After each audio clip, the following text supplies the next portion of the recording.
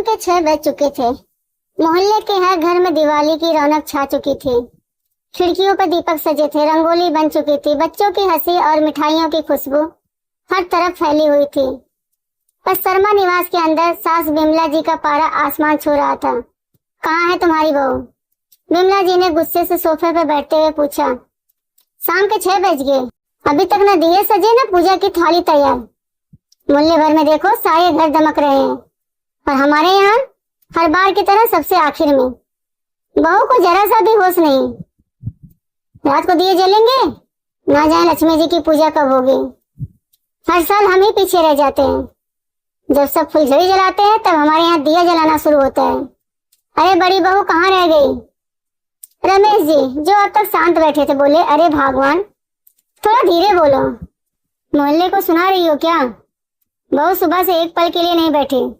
सुबह से देख रहा हूँ कि सिर्फ काम ही काम कर रही है। पहले झाड़ू पोछा, फिर मिठाई बनाना, फिर बच्चों के कपड़े, सब कुछ वही देख रही है। थोड़ा सब्र रखो, पूजा की तैयारी तुम देख लो, चिल्लाने से तो अच्छा है। रमेश जी ने कहा। क्यों जी, बहू के होते हुए मैं काम करूंगी भला? उसे क्या इस घर में बिठाकर पूजा करने के लिए लाए हो जो उसकी तरफदारी कर रहे हो? अगर मैं ना बोलूं तो इस घर में कोई काम भी ना हो। तुम जाने तुम्हारा काम जाने। रमेश जी ने इतना कह के आराम करने के लिए अपने रूम में चले गए। बिमला जी का चिल्लाना अब भी जारी था। आधा सामान तो बाजार से आता है, उसके बाद यह हाल है। अगर सारी चीज घर पर बनानी पड़ती तो क्या करती है महारानी? अरे ओ बड़ी बहू कहाँ रह गई? बहरी हो गई है क्या, जो मेरे चिल्लाने की आवाज तेरे कानों तक नहीं पहुंच रही? इतने में मीरा अपने हाथों को साफ करती हुई रसोई से बाहर निकल कर आई और बिमला जी से बोली, जी माँ जी कहिए। क्या कहिए? दिया बाती पूजा होगी कि नहीं होगी? टाइम क्या हो रहा है?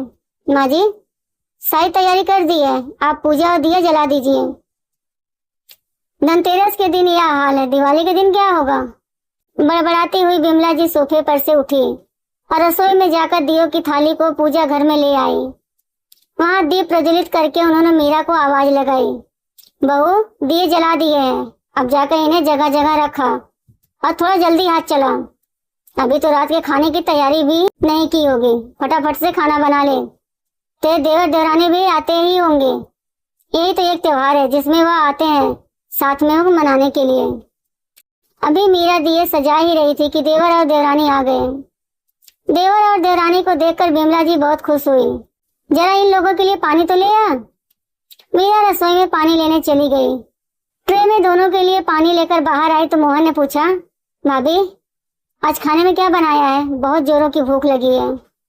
बस भैया अभी थोड़ी देर में खाना तैयार कर देती हूँ। हाँ कब से कह रही उसे कि खाना टाइम से बना ले, लेकिन नहीं, हाथ पैर तो हिलते ही नहीं है इसके। ऐसे आराम की जिंदगी जीने की आदत हो गई है, काम चोर हो गई है। अचानक बिमला जी बीच में ही बोली। ये सुनकर नैना मुस्कुरा दी। उसकी ये मुस्कुराहट किसी तीर की तरह जाकर मीरा के सीने पर लगी, पर वो कुछ ना बोली, चुपचाप रसोई में आ गई। वह नहीं चाहती कि त्योहार के दिन घर में हंगामा हो। अब खाना बनने में तो 1 घंटा लगेगा, इनको कम से कम जो सूखा नाश्ता बनाया वो लाकर ही दे दे। इतनी अकल तो खुद ही इस्तेमाल कर ले, बिमला जी चिल्लाते हुए बोली। मीरा को बुरा लग रहा था। हर बात पर बिमला जी उसे नीचा दिखा रही थी, वो भी देवर देवरानी के सामने, जो उम्र और पद में दोनों में ही उनसे छोटे थे। बस बात सिर्फ इतनी है कि देवर जब बाहर होने के कारण लोग सिर्फ तीज त्योहार पर ही यहाँ आते थे। इस कारण से बिमला जी के लाडले थे और आकर सिर्फ माँ के पास ही दोनों बैठे रहते थे। ये नहीं कि नैना आकर रसोई में मदद कर दे। बड़ी बहू हमेशा सास के साथ में रहती है, इसीलिए बिमला जी उसकी कदर नहीं करती। किसी के सामने भी सुना देती, खुद तो कुछ करती नहीं, दिन भर बैठे बैठे सिर्फ आर्डर देती है।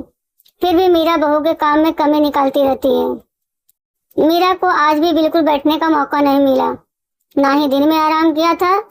सुबह से लेकर शाम तक सिर्फ काम ही काम। दिवाली का त्योहार नजदीक है, इसलिए मेहमानों के लिए सूखा नाश्ता भी होना जरूरी है। बाजार से तो केवल मिठाइयाँ आएंगी, बिमला जी नाश्ता नहीं मंगाने देंगी, इसलिए 2 तरह के नमकीन, गुजिया, मठरी, नमक पारे सब कुछ घर में ही बने। ये तो ससुर जी ने उसके 3 साल के बेटे प्रतीक को संभाल रखा था, वरना और ज्यादा परेशान हो जाती। आज पूरे दिन वो अपने दादाजी के साथ ही जगह जगह घूमता रहा। दिवाली की सारी तैयारी तो मीरा अकेले ही करती थी। नैना तो धनतेरस के दिन आती थी और दिवाली के दूसरे दिन ही रवाना हो जाती थी। भाई दूज तो वो अपने मायके में ही मनाती थी। उस दौरान सज धज के पूजा पाठ में बैठना, बिमला जी के पास बैठकर बतियाते रहना या मोहन के साथ उसके यार दोस्तों के घर चले जाना, बस उसे तो यही काम था।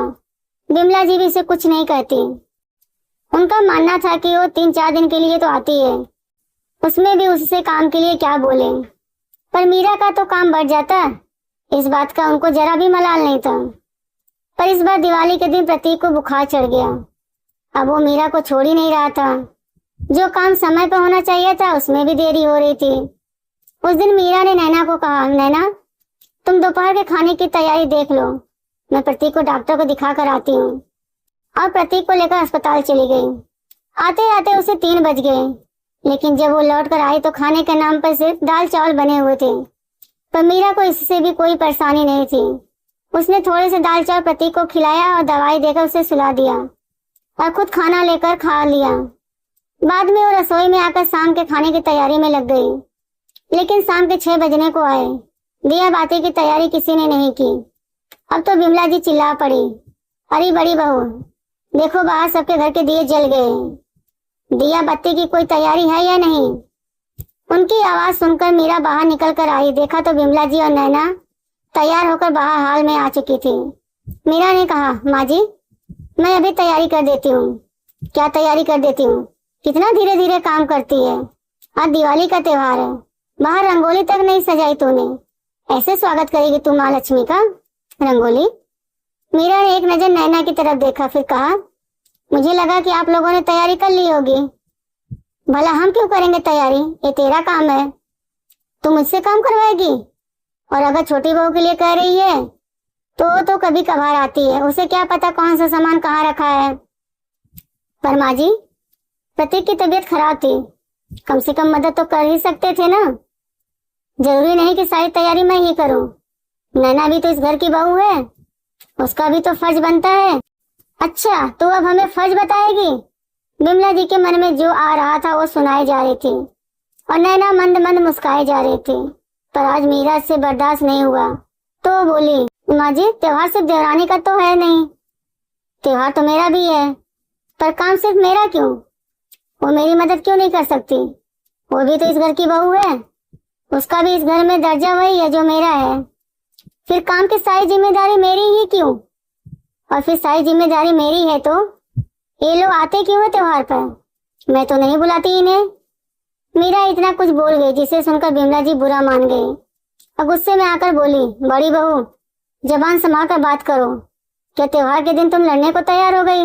दोनों बेटे और रमेश जी भी खड़े थे। अब रमेश जी से बर्दाश्त नहीं हुआ तो वो बोले, आखिर बहू गलत तो नहीं कह रही? जब घर में 2 बहू हैं तो दोनों को मिलकर काम करना चाहिए, एक ही जिम्मेदारी क्यों निभाए? एक बहू तो घर का काम करे, दूसरी मेहमान बनकर आए, ये तो गलत है। और अगर ऐसा ही चलना है तो मेहमानों को दिवाली पर हमने तो न्योता नहीं दिया है कि हमारे घर पर आकर हमारा काम बढ़ाओ। अब से सब अपने अपने घर दिवाली मनाओ। रमेश जी के इतना कहते ही बिमला जी गुस्से से उनकी तरफ देखने लगी और कुछ बोलने को हुई तो रमेश जी ने उन्हें चुप रहने को कह दिया। अगर बाहर से आए हुए बेटे बहू की इतनी पूछ है तो मैं बड़े बेटे बहू को भी बाहर जॉब करने की परमिशन दे देता हूँ। इस घर में हम दोनों अकेले ही रह लेंगे। घर तो तुम भी संभाल सकती हो, 2 लोगों का खाना बना ही सकती हो, कौन सी बड़ी बात है? रमेश जी की इस बात का बिमला जी कोई जवाब नहीं दे पाई। बहू ने आज तक जवाब नहीं दिया। आज प्रतीक की तबीयत खराब है तो तुम सबको मिलकर उसकी मदद करनी चाहिए थी। मदद तो दूर की बात, ऊपर से तुम ताने मार रही हो। दिवाली पर सबको खुश करने की जिम्मेदारी अकेले बड़ी बहू की नहीं है। रमेश जी ने कहा तो उसके बाद दोनों बेटे और बहुएं मिलकर दिया बाती की तैयारी के लिए चले गए।